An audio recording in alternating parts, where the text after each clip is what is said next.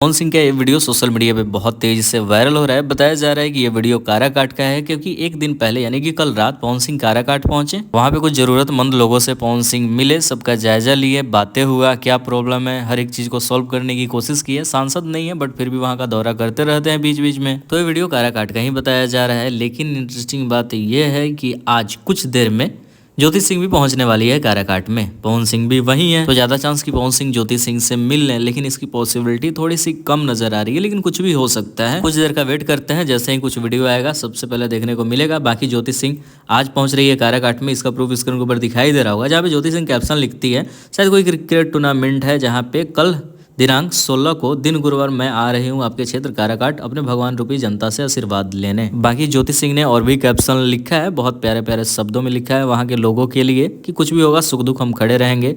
तो देखते हैं पवन सिंह ज्योति सिंह की मुलाकात होती है या नहीं। मिलते हैं वीडियो के साथ। पवन सिंह से आगे जाने में दूसरा जन्म लेना पड़ेगा बेटा।